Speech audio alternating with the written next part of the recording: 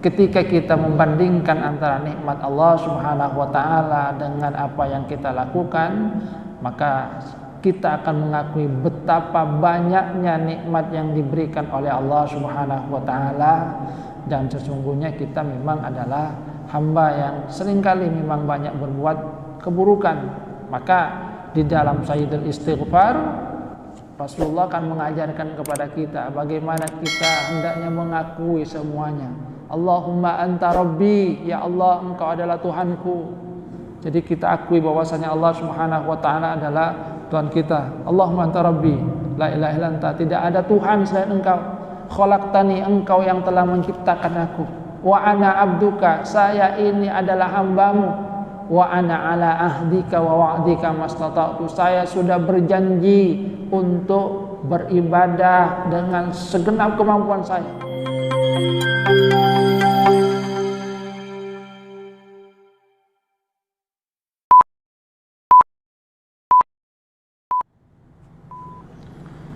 Assalamualaikum warahmatullahi wabarakatuh. Innal hamdalillah nahmaduhu wa nasta'inuhu wa nastaghfiruh wa na'udzu billahi min shururi anfusina wa min sayyiati a'malina. May yahdihillahu fala mudilla lahu wa may yudlil fala hadiya lahu. Asyhadu an la ilaha illallah wahdahu la syarika lahu wa asyhadu anna Muhammadan 'abduhu wa rasuluhu la nabiyya ba'dah. Allahumma salli ala Muhammad wa ala ali Muhammad kama sallaita ala ali Ibrahim innaka Hamidum Majid. Allahumma barik ala Muhammad wa ala ali Muhammad kama barakta ala ali Ibrahim innaka Hamidum Majid. Rabbi shrah li sadri wa yassir li amri wahlul 'uqdatam min lisani yafqahu qawli, amma ba'du. Hadirin jamaah salat subuh rahimakumullah. Kita lanjutkan kajian tafsir di surah An-Nisa.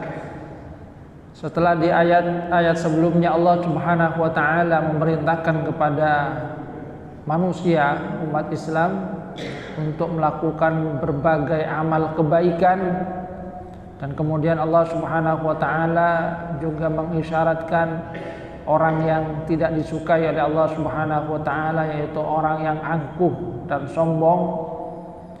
Maka di ayat 40 Allah Subhanahu wa taala menegaskan bahwasanya Allah Subhanahu wa taala itu tidak pernah menzalimi manusia walaupun sekecil apapun. Allah Subhanahu wa taala menyatakan, a'udzubillahi minasyaitonir rajim, innallaha la yadhlimu mithqala dzarrah wa in taku hasanah yudha'ifha wa yu'ti min ladunhu ajran 'azimah. Sesungguhnya Allah tidak pernah menzalimi walaupun sebesar biji dzarrah. Jika ada kebaikan, Allah melipat gandakan dan memberikan pahala balasan yang besar dari sisinya. Di ayat ini Allah Subhanahu wa taala menegaskan bahwasanya Allah Subhanahu wa taala tidaklah berbuat zalim terhadap hambanya walaupun sekecil apapun, sebesar biji dzarrah. Semua nanti pasti akan dibalas oleh Allah Subhanahu wa taala. Bahkan Allah Subhanahu wa taala akan membalasnya dengan balasan yang berlipat ganda. Allah Subhanahu wa taala di dalam hadis qudsinya itu menyatakan tentang kezaliman. Inni haramtu dzulma ala nafsi. Kata Allah Subhanahu wa taala, aku haramkan kezaliman itu bagi diriku sendiri. Fala tadzalamu, maka janganlah kalian itu juga saling menzalimi. Jadi Allah Subhanahu wa taala dengan tegas menyatakan bahwasanya Allah itu mengharamkan kezaliman. Bahkan Allah Subhanahu wa taala sesungguhnya memberikan karunia yang banyak kepada manusia. Coba kita renungkan bagaimana Allah Subhanahu wa taala memberikan kepada manusia karunia yang melimpah di dalam kehidupan ini. Seperti yang pernah saya sampaikan, antara apa yang diperintahkan oleh Allah Subhanahu wa taala dengan nikmat yang diberikan itu amat sangat jauh. Antara nikmatnya dengan apa yang diminta oleh Allah Subhanahu wa taala. Dalam sehari semalam kita diberikan nikmat oleh Allah Subhanahu wa taala waktu 24 jam. Namun dari perintah salat yang wajib kita hanya diminta 5 kali dalam sehari. Yang kalau kita hitung-hitung secara kasar, misalnya salatnya itu 10 menit, maka tidak sampai 1 jam. Kalaupun 20 menit itu hanya 100 berapa? 20 kali 10, 200 menit. Tidak sampai 2 jam. Dari karunia yang diberikan oleh Allah Subhanahu wa taala 24 jam. Artinya lebih banyak waktu yang tersisa yang masih bisa digunakan oleh manusia untuk melakukan hal yang lainnya, yang penting tidak digunakan dalam perbuatan maksiat. Ini kita renungkan sehari semalam 24 jam, akan tetapi Allah Subhanahu wa taala meminta hanya 5 kali sholat. Dalam setahun kita diberikan oleh Allah Subhanahu wa taala waktu 12 bulan. Allah Subhanahu wa taala hanya meminta 1 bulan untuk kita melaksanakan ibadah puasa. Artinya selain itu 11 bulan kita dipersilahkan untuk menggunakannya, apakah kita akan berpuasa atau tidak dengan puasa sunnah. Namun yang diminta itu hanya 1 bulan oleh Allah Subhanahu wa taala. Dari harta yang dikaruniakan oleh Allah Subhanahu wa taala kita diminta misalnya 2,5% dari apa yang dikaruniakan oleh Allah Subhanahu wa taala. Artinya amat sedikit sesungguhnya yang diminta oleh Allah Subhanahu wa taala dari manusia. Hanya saja kadang-kadang manusia karena godaan dari setan merasa bahwa yang diminta yang sedikit itu begitu berat, meluangkan waktu untuk sholat kemudian terasa berat karena adanya godaan dari setan. Padahal sekali lagi kalau dibandingkan dengan karunia-Nya, maka sesungguhnya amat sangat jauh antara nikmat yang diberikan oleh Allah Subhanahu wa taala dengan apa yang Allah Subhanahu wa taala minta dari kita. Makanya di dalam Sayyidul Istighfar sesungguhnya kita menyatakan dengan sepenuhnya tentang nikmat yang diberikan oleh Allah Subhanahu wa taala. Kita menyatakan kepada Allah Subhanahu wa taala, abu'u laka bi ni'matika alayya wa abu'u bi dzambi. Ya Allah, aku akui nikmat yang Engkau berikan kepadaku. Jadi kita mengakui betapa besar nikmat yang diberikan oleh Allah Subhanahu wa taala kepada kita. Wa abu'u bi dzambi, dan aku akui dosa-dosa saya. Kenapa? Karena sekali lagi, kalau kita membandingkan antara karunia yang diberikan oleh Allah Subhanahu wa taala dengan apa yang Allah Subhanahu wa taala minta berupa kewajiban ibadah, sesungguhnya sangat lebih banyak karunia yang diberikan oleh Allah Subhanahu wa taala. Makanya Allah Subhanahu wa taala menyatakan bahwasanya Allah Subhanahu wa taala tidak pernah berbuat zalim terhadap hambanya. Walakinnan nasa, akan tapi manusia yang menzalimi diri mereka sendiri. Mereka lah yang menzalimi, tidak mau melaksanakan apa yang diperintahkan oleh Allah Subhanahu wa taala. Bahkan Allah Subhanahu wa taala juga tidak memberikan beban di luar kemampuan manusia. La yukallifullahu nafsan illa wus'aha. Artinya perintah yang diberikan oleh Allah itu adalah sesuai dengan kemampuan yang dimiliki oleh manusia. Manakala ada sesuatu yang mungkin menghalangi kemampuannya, Allah Subhanahu wa taala memberikan rukhsah, keringanan puasa misalnya ketika berada di dalam perjalanan safar ataupun sakit, maka Allah Subhanahu wa taala memberikan keringanan. Silakan fa'idatu min ayyamin ukhor, ganti di hari-hari yang lain, yang saat itu kalian sudah tidak safar, saat itu kalian tidak sakit. diberikan ganti di hari yang lain. Tidak bisa berdiri, kita bisa duduk ketika sholat, tidak bisa duduk berbaring. Itu merupakan bagian dari rukhsah yang diberikan oleh Allah Subhanahu wa taala sesuai dengan kemampuan manusia. Allah Subhanahu wa taala tidak pernah membebani manusia di luar dari kemampuannya. Semua sesungguhnya sudah dalam kadar yang memang manusia mampu untuk melaksanakannya. Hadirin jamaah rahimakumullah. Jadi Allah Subhanahu wa taala sekali lagi menegaskan bahwa Allah Subhanahu wa taala tidak pernah berbuat zalim terhadap hambanya. Walakinnan nasa anfusakum yadhlimun. Namun manusialah yang menzalimi diri mereka sendiri. Sudah diberikan berbagai nikmat, dimintakan tapi kikir. Diberikan nikmat, diperintahkan untuk sholat, tidak mau berbakti kepada Allah Subhanahu wa taala. Di dalam satu hadis Rasulullah sallallahu alaihi wasallam itu pernah memberikan satu pesan kepada sahabat beliau Mu'adz bin Jabal. Jadi kepada Mu'adz bin Jabal, pada saat itu kata Mu'adz, saya kuntu radifa Rasulillah, saya bersama dengan Rasulullah sallallahu alaihi wasallam boncengan.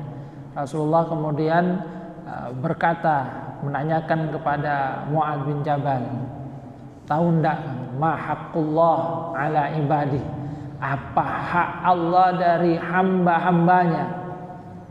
Dan biasa sahabat itu memang menjawab, Allahu wa rasuluhu a'lam, Allah dan Rasulnya yang lebih mengetahui.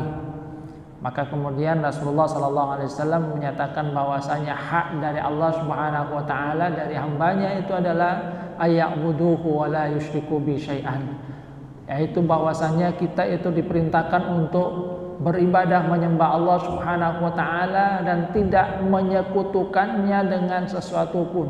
Kita lakukan apa yang diperintahkan oleh Allah Subhanahu wa taala, jangan sekutukan Allah Subhanahu wa taala dengan sesuatu pun. Itu hak dari Allah Subhanahu wa taala. Yang manakala hak itu ditunaikan, maka kata Rasulullah sallallahu alaihi wasallam, ada hak dari hamba yang nanti akan diberikan juga pada hari kiamat. Apa haknya? Yaitu alla yu'adzibahu, Allah Subhanahu wa taala tidak akan mengazab hamba yang sudah membaktikan dirinya kepada Allah Subhanahu wa taala, tidak menyekutukan Allah Subhanahu wa taala dengan sesuatu pun. Hadirin jamaah rahimakumullah. Jadi Allah Subhanahu wa taala menegaskan, innallaha la yadzlimu mithqala dzarrah. Sungguhnya Allah Subhanahu wa taala itu tidak pernah berbuat zalim terhadap hambanya walaupun sebesar biji dzarrah. Semua yang kita lakukan nanti pasti akan dimintai pertanggungjawaban di sisi Allah Subhanahu wa taala. Tidak ada satupun yang tersilap, tidak ada satupun yang kemudian terlewat. Di dalam Al-Qur'an surat Al-Anbiya ayat 48 ayat 47 Allah Subhanahu wa taala berfirman, a'udzubillahi minasyaitonir rajim, wa nadha'ul mawazin al-qista liyaumil qiyamah fala tuzlamu nafsun syai'an wa in kana mithqala habatin min khardal ataina biha wa kafa bina hasibin. Nanti Allah Subhanahu wa taala di dalam ayat ini menegaskan bahwa tidak ada satupun jiwa yang juga akan dizalimi. Fala tuzlamu nafsun syai'an wa in kana mithqala habbatin min khardalin ataina biha. Walaupun ada satu amal yang sebesar biji dzarrah, kami pasti akan datangkan, akan dihisab. Faman ya'mal mithqala dzarratin khairan yarah. Kalau seorang itu berbuat kebaikan sebesar biji dzarrah, nanti dia akan melihatnya. Wa may ya'mal mithqala dzarratin syarran yarah. Sebaliknya, seorang yang melakukan perbuatan tidak baik walaupun sebesar biji dzarrah, maka Allah Subhanahu wa taala juga akan mendatangkannya. Tidak ada sesuatu pun yang terlewat. La yughadiru shaghiratan wala kabiratan illa ahsaha. Tidak ada satu amal baik yang kecil ataupun yang besar kecuali nanti akan dihitung, tertulis. Hadirin jamaah rahimakumullah. Jadi kalau amal itu tidak ada yang terlewat, semua akan diperhitungkan, maka sesungguhnya Allah Subhanahu wa taala bahkan di dalam lanjutan ayat ini menyatakan wa in taku hasanah yudha'ifha wa yu'ti min ladunhu ajran 'azima. Bahkan Allah Subhanahu wa taala itu melipat gandakan amal yang dilakukan oleh manusia. Ini bagaimana bukti bahwasanya Allah Subhanahu wa taala sesungguhnya amat kasih, amat sayang terhadap manusia. Rahmatnya wasi'at kullasyai', meliputi segala sesuatu. Kalau terhadap amal buruk itu tidak dilipat gandakan, akan tapi amal baik Allah Subhanahu wa taala itu menyatakan dilipat gandakan. Wa in taku hasanah, jika ada kebaikan, yudha'ifha, Allah Subhanahu wa taala melipat gandakan. Di dalam ayat yang lain misalnya Allah Subhanahu wa taala menyatakan a'udzubillahi minasyaitonir rajim, "Wa man jaa'a bil hasanati falahu asyru amsalihha."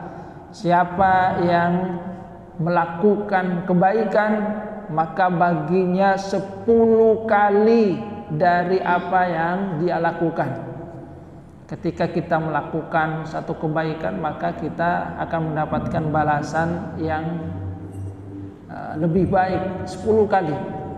Makanya Rasulullah SAW misalnya menyatakan tentang membaca ayat-ayat Al-Quran. Man qara'a harfan min kitabillah, siapa yang membaca satu huruf dari kitab Allah Subhanahu wa taala falahu bihi min kulli harfin hasanah, maka baginya dari setiap huruf itu ada satu kebaikan. Wal hasanatu bi asyri amsalihha, dan kebaikan itu kata Rasulullah sallallahu alaihi wasallam dilipat gandakan 10 kali. La aqulu alif lam mim harfun, saya tidak katakan bahwasanya alif lam mim itu satu huruf, tapi kata Rasulullah alif itu harfun.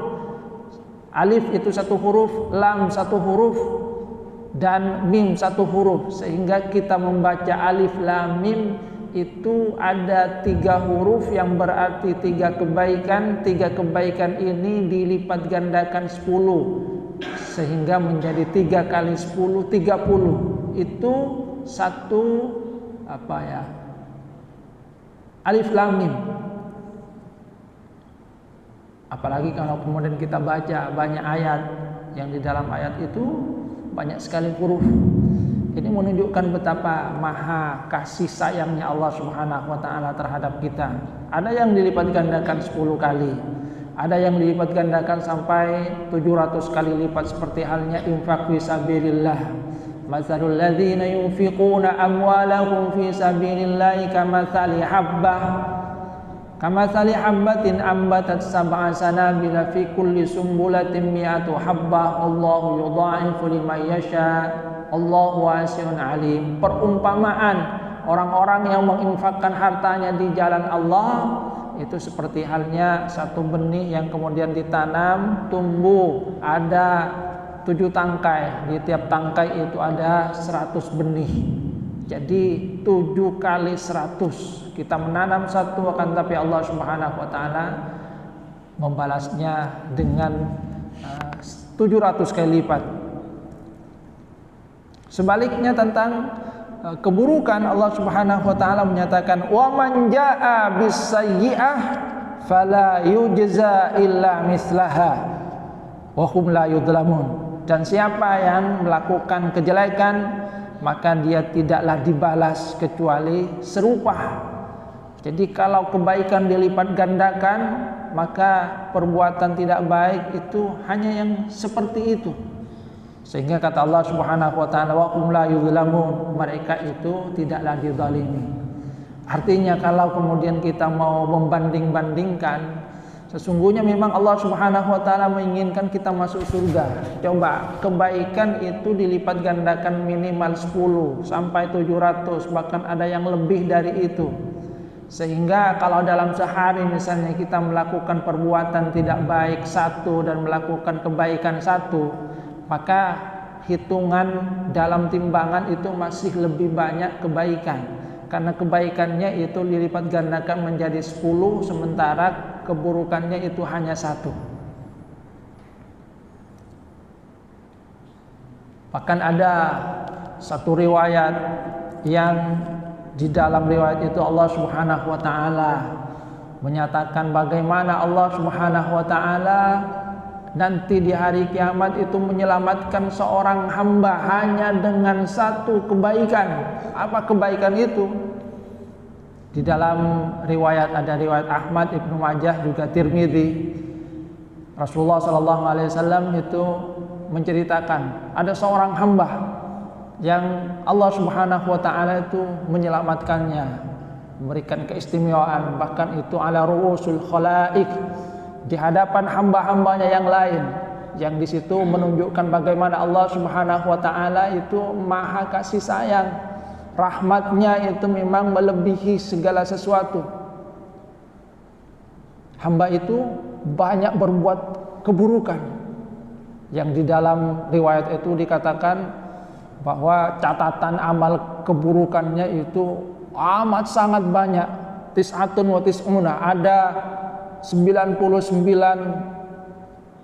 tumpukan catatan itu. 99 itu.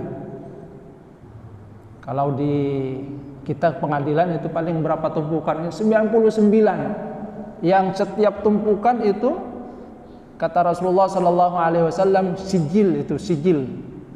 Setiap sijil itu maddal basar. Sejauh mata memandang. Setiap tumpukan itu, tumpukan yang di situ berisi catatan tentang keburukan-keburukan yang dilakukan oleh hamba itu. Allah Subhanahu wa taala setelah itu bertanya kepada sang hamba, "Kamu mau mengingkari apa yang ada di dalam catatan ini?" Kata hamba itu, "Tidak ya Allah, saya tidak mengingkari, saya memang melakukannya." Jadi dia mengakui bahwa catatan-catatan yang ada itu yang sebanyak 99, dan setiap satu tumpukan itu yang digambarkan oleh Rasulullah sallallahu alaihi wasallam maddal basar, sejauh mata memandang. Coba kita lihat bagaimana sejauh mata memandang, bukan hanya catatan kecil, sejauh mata memandang banyak sekali. 99. Dia katakan, "Saya akui ya Allah. Halaka uzrun?" Apakah kamu punya sesuatu yang bisa membuat kamu terbebas dari semua ini, semua kesalahan itu? Kalau mungkin dalam pengadilan apa itu namanya itu? Diberikan kesempatan untuk membela diri. Nah, eksepsi. Punya eksepsi kamu, mungkin kamu bisa membela. Ada hal yang mungkin bisa meringankan kamu nanti. Kata dia, "Tidak ada ya Allah." Jadi dia sudah merasa bahwa dirinya memang melakukan banyak keburukan di dalam kehidupannya. Sehingga yang didatangkan itu 99 tumpukan, yang setiap tumpukan itu sejauh mata memandang. Dia akui. Jadi dia sudah merasa, "Aduh, saya ini sudah masuk neraka ini, pasti." Kenapa? 99 tumpukan, setiap tumpukan sejauh mata memandang. Dan dia katakan, "Tidak ada eksepsi ya Allah, tidak ada sesuatu yang meringankan saya." Tapi kemudian kata Allah Subhanahu wa taala, "Bala, tidak ada yang meringankan kamu." Apa itu? Kemudian didatangkan di dalam hadis itu disebut dengan bitokoh.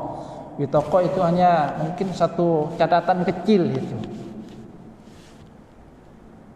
Kata hamba itu, "Ya Allah, satu catatan kecil ini saja mau dibandingkan dengan tumpukan yang sebanyak 99 yang semuanya itu maddal basar, sejauh mata memandang." Dia pesimis. Tapi kata Allah Subhanahu wa taala, "Tidak. hari ini tidak akan ada yang dizalimi, kamu juga demikian. Maka dikeluarkan isi dari bitokoh itu, yang di dalamnya ternyata adalah tulisan asyhadu an la ilaha illallah wa asyhadu anna muhammadan abduhu wa rasuluh, kesaksian syahadat bahwasanya dia mengakui Allah Subhanahu wa taala sebagai Tuhannya, bahwasanya Nabi Muhammad sallallahu alaihi wasallam itu adalah hamba dan utusan Allah Subhanahu wa taala. Maka kemudian ditimbang 99 tumpukan, yang setiap tumpukan sejauh mata memandang, dengan satu catatan kecil bitokoh di situ, satu box kecil lah kan. Dan ternyata apa yang terjadi, Masya Allah, satu box kecil itu ternyata timbangannya lebih berat, lebih besar dibandingkan dengan 99 tumpukan yang sejauh mata memandang. Sehingga kemudian Allah Subhanahu wa taala memasukkan hamba itu ke dalam surga. Ini menunjukkan bagaimana sesungguhnya Allah Subhanahu wa taala amat kasih sayang terhadap hambanya. Yang di dalam hadis ini mungkin dikaitkan dengan apa yang dikatakan oleh Rasulullah sallallahu alaihi wasallam tadi. Beribadah kepada Allah Subhanahu wa taala tidak pernah menyekutukan. Jadi kata di dalam komentar itu kemudian dikatakan mungkin ini adalah kalimat pertama ketika dia baru masuk Islam, atau mungkin saja di akhir hidupnya dia menyatakan dengan sepenuh hati asyhadu an la ilaha illallah wa asyhadu anna muhammadan abduhu wa rasuluh. Dan ternyata itu yang menolongnya, sehingga dikatakan bahwa di dalam hadis itu fatoshatis sijillat wasaqulat adbitokoh, maka sijillat itu menjadi ringan, tumpukan itu terasa ringan, dan bitokoh itu menjadi berat. Hingga dalam komentarnya itu dikatakan tidak ada sesuatu yang akan menjadi berat kalau dibandingkan dengan Ismullah, kalau dibandingkan dengan nama Allah Subhanahu wa taala. Makanya mungkin kalau kita di dalam salat itu tasyahud, ucapkanlah kalimat asyhadu an la ilaha illallah wa asyhadu anna muhammadan abduhu wa rasuluh itu dengan sungguh-sungguh. Mudah-mudahan itu akan menjadi satu hal yang nantinya akan menolong kita di sisi Allah Subhanahu wa taala, menjaga keimanan. Innallaha la yadhlimu mithqala dzarrah. Jadi Allah Subhanahu wa taala tidak pernah menzalimi hambanya sesuatu pun walaupun sebesar biji dzarrah. Bahkan Allah Subhanahu wa taala melipat gandakan. Wa yu'ti min ladunhu ajran 'azima. Allah Subhanahu wa taala memberikan pahala yang agung besar dari sisinya. Jadi riwayat ini kemudian menggambarkan bagaimana kasih sayang Allah Subhanahu wa taala terhadap seorang hamba yang menjaga keimanannya, menjaga tauhid, tidak pernah menyekutukan Allah Subhanahu wa taala, walaupun ternyata dia melakukan banyak amal keburukan, akan tapi Allah Subhanahu wa taala tetap memasukkannya ke surga dengan rahmatnya. Makanya memang seperti yang dikatakan oleh Rasulullah sallallahu alaihi wasallam, amal manusia itu bukanlah itu yang memasukkannya ke surga, akan tapi rahmat dari Allah Subhanahu wa taala. Jadi kata sahabat Mu'adz bin Jabal, kalau begitu saya umumkan saja itu, bahwasanya kalau menjaga seperti ini dia tidak akan diadab oleh Allah. Tapi apa yang dikatakan oleh Rasulullah sallallahu alaihi wasallam, jangan terlalu banyak diumumkan kepada manusia, nanti manusianya itu khawatirnya, kata Rasulullah, dia akan mengentengkan. Jadi informasi seperti itu jangan kemudian terlalu banyak disebar, apalagi pada orang yang suka berbuat fasik. Khawatirnya dia akan banyak mengentengkan, sehingga nanti saya pasti tidak akan disiksa. Karena kita tidak tahu apakah kita masuk ke dalam bagian dari hamba yang diberikan ma'unah seperti itu ataukah tidak. Namun di dalam hadis ini jelas bagaimana Allah Subhanahu wa taala memberikan keselamatan terhadap seorang hamba yang menjaga keimanannya, menjaga tauhidnya. Kebaikannya itu hanya asyhadu an la ilaha illallah wa asyhadu anna muhammadan abduhu wa rasuluh. Itu yang terpatri dalam dirinya. Kesalahannya begitu banyak. Jadi begitu banyak, begitu berat, akan tapi ketika dibandingkan dengan kalimat tauhid ini fatoshatis sijillat, maka tumpukan itu menjadi ringan, wasaqulat albitaqah, sementara catatan tentang kalimat tauhid ini menjadi berat. Hadirin jamaah rahimakumullah, artinya sekali lagi ketika kita membandingkan antara nikmat Allah Subhanahu wa taala dengan apa yang kita lakukan, maka kita akan mengakui betapa banyaknya nikmat yang diberikan oleh Allah Subhanahu wa taala, dan sesungguhnya kita memang adalah hamba yang seringkali memang banyak berbuat keburukan. Maka di dalam Sayyidul Istighfar Rasulullah akan mengajarkan kepada kita bagaimana kita hendaknya mengakui semuanya. Allahumma anta rabbi, ya Allah engkau adalah Tuhanku. Jadi kita akui bahwasanya Allah Subhanahu wa taala adalah Tuhan kita. Allahumma anta rabbi, la ilaha illa anta, tidak ada Tuhan selain engkau. Khalaqtani, engkau yang telah menciptakan aku. Wa ana abduka, saya ini adalah hambamu. Wa ana ala ahdika wa wa'dika mastata'tu, saya sudah berjanji untuk beribadah dengan segenap kemampuan saya. Jadi kita mengakui bahwasanya kita diciptakan oleh Allah Subhanahu wa taala, bahwasanya Allah itu adalah Tuhan kita, bahwasanya Allah itu adalah pencipta kita, kita adalah hamba Allah Subhanahu wa taala. Setelah itu kita akui betapa banyaknya nikmat dari Allah Subhanahu wa taala, betapa besarnya karunia Allah, dan kita akui dosa-dosa kita. Setelah itu baru kita mohon ampun kepada Allah Subhanahu wa taala. Faghfirli fa innahu la yaghfiru dzunuba illa anta. Karena itu ya Allah, berikan ampunan kepadaku karena tidak ada yang bisa memberikan ampunan kecuali Engkau. Hadirin yang rahmatullah. Jadi sekali lagi di dalam ayat ini Allah Subhanahu wa taala menegaskan bahwa Allah tidak pernah berbuat zalim terhadap hambanya, akan tapi hamba itu walakinnan nasa anfusahum yadhlimun, mereka lah yang suka menzalimi diri mereka sendiri. Diberikan nikmat kemudian ingkar, disuruh untuk zakat tidak mau, kalau berbuat maksiat malah begitu sigap, diberikan amanah berkhianat. Manusia sendiri yang berbuat zalim, kan tapi Allah Subhanahu wa taala tidaklah berbuat zalim. Bahkan Allah Subhanahu wa taala Maha Kasih kepada manusia, sehingga kemudian amal baiknya pun kemudian dilipat gandakan, diberikan pahala yang besar. Sementara amal buruk ya hanya satu, yang artinya sesungguhnya Allah Subhanahu wa taala itu menginginkan agar kita masuk ke dalam rahmat-Nya. Tinggal apakah kita mau untuk memenuhi panggilan Allah Subhanahu wa taala atau tidak, kita mau husnudzon terhadap Allah Subhanahu wa taala atau tidak. Hadirin jamaah rahimakumullah, ini saja mungkin yang dapat saya sampaikan, kurang lebihnya mohon maaf. Mudah-mudahan kita semua termasuk ke dalam bagian dari mereka yang diberi rahmat oleh Allah Subhanahu wa taala, diampuni segala kesalahan-kesalahan kita. Amin amin ya rabbal alamin. Kurang lebihnya mohon maaf. Wabillahi taufiq wal hidayah wa ridha inayah. Subhanakallahumma wa bihamdika asyhadu an la ilaha illa anta astaghfiruka wa atubu ilaik. Assalamualaikum warahmatullahi wabarakatuh.